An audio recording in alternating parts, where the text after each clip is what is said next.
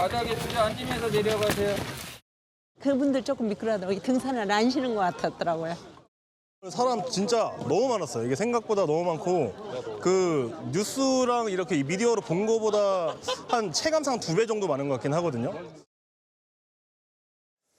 여러분도 아시는 분은 아시죠? 관악산의 정기가 좋다, 뭐 인생이 풀린다 이런 말이 인터넷에 돌면서 많은 사람들이 몰리는 겁니다. 특히나 또 젊은 세대들이 정기를 받기 위해서 몰리면서 너도 나도 많이 가는 겁니다. 자, 그런데 이렇게 좋은 정기를 받는 것도 참 좋습니다만 변호사님 관악산 가보셨어요, 최근에? 최근에는 못 가봤지만 네. 예전에 저도 등산해본 적은 있거든요. 네. 그때만 해도 이 정도로 붐비진 않았는데. 그렇죠. 관악산이 뭐 그렇게 뭐 붐비거나 그러지 않았었는데 요즘 인기가 폭발하고 있는 겁니다. 자, 그런데 그러다 보니까 이상한 거 하나가 생겼어요.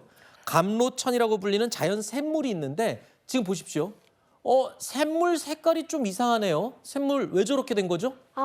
저는 한숨이 나옵니다. 감로천이라고 해서요. 자연샘물 웅덩이인데요.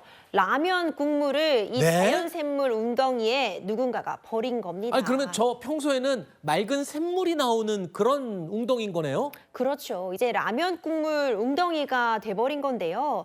뿐만 아니라 뭐 아이스크림 껍질 같은 것도 보이는 것 같고요. 쓰레기가 둥둥 떠다니고 있습니다. 운이 안 풀릴 땐 관악산에 가라라는 이제 유명 역술인의 발언이 있었고 또 요즘 산행이 굉장히 인기를 끌는 것과 맞물려서 관악산에 정말 많은 사람들이 모이고 있는데 비매너는 정말 눈살을 찌푸리게 합니다. 아유, 저게 뭡니까? 샘물에다가 라면 국물을 붓다니. 참.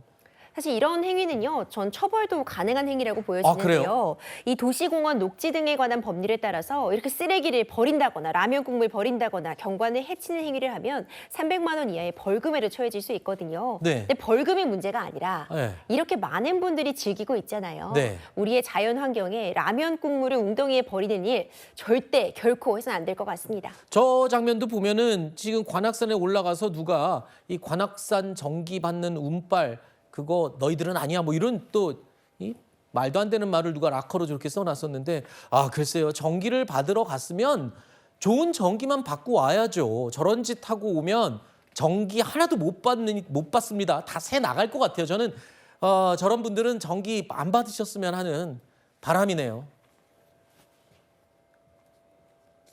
엄청 많죠. 근데 젊은 분들은 그냥 배낭 없이 오니까 그냥 가다가 집어던지면 다 쓰레기잖아요. 그냥 이런 데다 던지면은 어떻게 다 오염이고. 좀 약간 양심 없고 안 좋은 행동인 것 같아요. 이렇게 운 찾으러 왔는데 바닥에 쓰레기도 버리고 다른 사람들도 보기 안 좋고 하니까.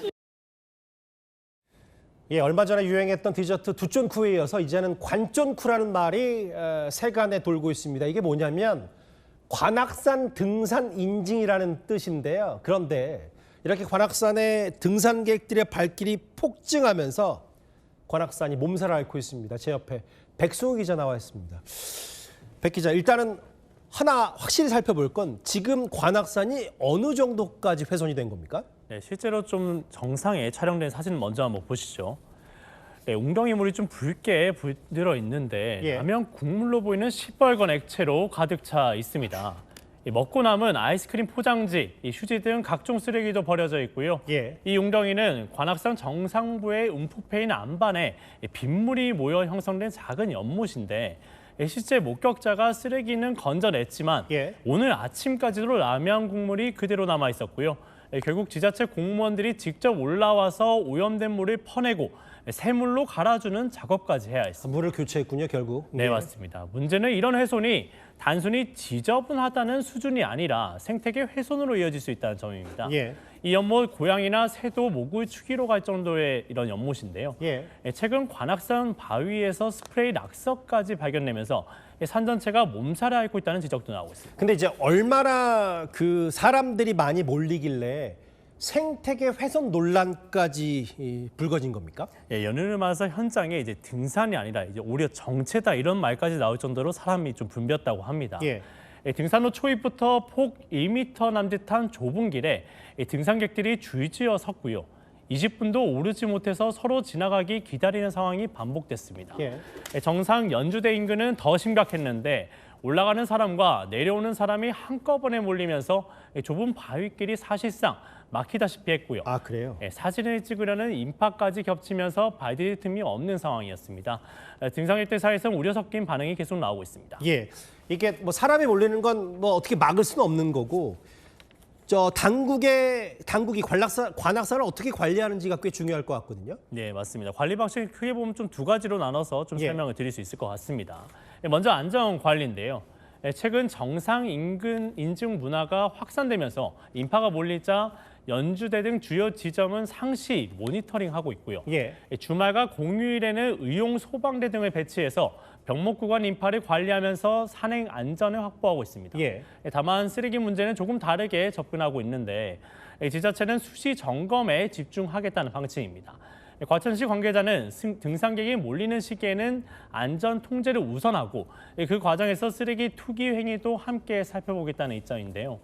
당분간 직원들을 현장에 투입해서 투기 여부를 더 점검하겠다고도 계획을 세우고 있습니다. 예. 또 오염 행위나 시설 훼손 등이 적발되면 관련 법에 따라서 최대 300만 원 이하의 벌금이나 과태료가 부과될 수 있다는 설명인데 예. 다만 보셨다시피 인력과 CCTV 모두 한계가 있는 상황이다 보니까 그렇겠죠. 예. 보신 것처럼 웅덩이 오염처럼 관리의 사각지대가 또 발생할 수 있다는 지적입니다. 저는 뭐 재난 문제도 그렇고 CCTV도 그렇고 관리도 그렇다 치더라도 저렇게 많은 사람이 모였고 뭐 등산이 아니라 정체라고 하는데 이러다가 뭐 낙상 사고 벌어지니까 그런 염려도 좀 되거든요. 네, 맞습니다. 저희가 실제로 좀 취재를 갔을 때 예. 미끄러지거나 넘어질 뻔한 등산객들 여러 봤거든요. 예.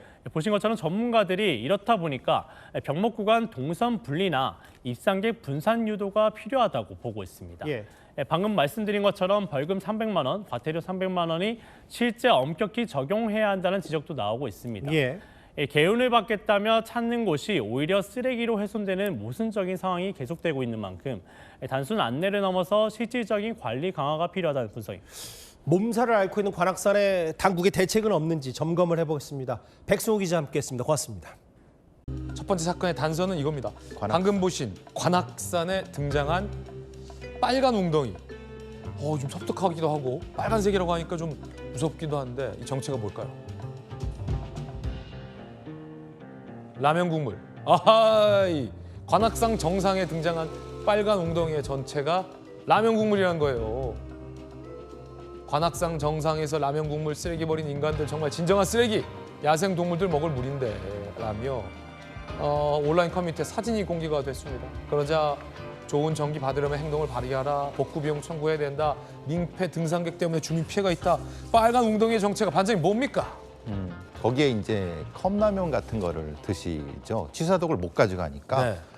그걸 드시고 국물 남은 거를 저기 말하자면 샘물 같은 거를 파놨습니다. 동물들 이렇게 물 먹으라고 하는데 거기에 모이는데 거기에다 그냥 버리는. 아이고.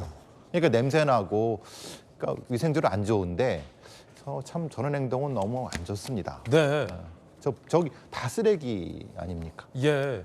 저게 사실은 일부러 파는 거예요, 그러면? 그러니까 말하자면 관악산이 악산이니까요. 돌산이니까 밑에 이제 샘이 좀 떨어지는 공간에 저기 먹으라고 동식물, 그러니까 동물도 먹고 또 지나가는 분들도 먹으라고 했는데 저기에다가 이제 저걸 버리니까요. 쓰레기장인 줄은 글쎄요. 그렇게 그건 좀 너무 오버한 거고. 오버한 거다. 네, 예. 안 되는 거 알면서도 저기다 버린 거다. 예, 그렇죠. 명확하죠, 저기는. 고전적인 범죄 심리학에 재밌는 장면이 하나 등장하던데 평소에는 이제 범죄가 없는 깨끗한 그 사회이지만 누군가가 주차되어 있는 차량에 유리창을 탁 깨고 나니까 갑자기 타이어도 빼가고 핸들도 빼가고 낙서도 해놓고 쓰레기도 투척하고 갖은 범죄들이 막 발생한다라는 범죄 심리학 이론이 있잖아요. 깨진 유리창 이론이죠. 여기 해당합니까? 그렇죠. 깨진 유리창에 누군가 하나 던져두면 거기에 그냥 온갖 쓰레기가 들어오는 형태가 되죠. 감로천이 좋은 어떤 그 샘물인데 거기에 누가 하나 뭘 이제 쓰레기를 투척하고 나서 그게 마치 그 깨진 유리창처럼 예. 변하는 거죠. 이게 전형적인 범죄 심리에 해당한다. 그렇죠. 그게 나쁜 군중 심리라고 볼 수 있는 거죠. 참 미안합니다. 자, 이뿐만 아니라 정기 명당 입소문에 관악산이 몸살을 앓고 있다고 합니다. 유명 역술인이 운이 안 풀릴 땐 관악산에 가라. 이런 인터뷰를 했나 봐요. 방문객 폭증, 낙서가 있어요. 너희에게 줄 뭐 관악산이 아니다 뭐 이런 건가요? 운빨은 없다 뭐 이런 거. 거기다 뭐 욕 비슷한 그런 비슷한 것도 써놨고요. 예, 예. 반장님 관악산 좀 가보셨습니까? 제가 이제 뭐 고시 공부할 때 네. 서울대 뒤쪽으로 길에 따라서 올라간 적이 있었는데 많이 가셨군요. 많이 갔었는데 근데 그때는 그러지 않았거든요. 네. 근데 이제 워낙 좋은 소문이 많이 났고 또 관악산 워낙 좋은 산이니까요. 예. 사람이 몰리다 보니까 그리고 어떤 프로그램에서 이제 또 관악산이 좋다고 하니까 몰려갔고 저렇게 되는 것 같습니다. 안타깝습니다. 안타깝다. 좋은 산인데 좋은 산은 우리가 잘 좋게 유지를 해야 같이 명산으로 유지가 되는 법이죠. 관악산의 빨간 웅덩이의 정체 풀어봤습니다.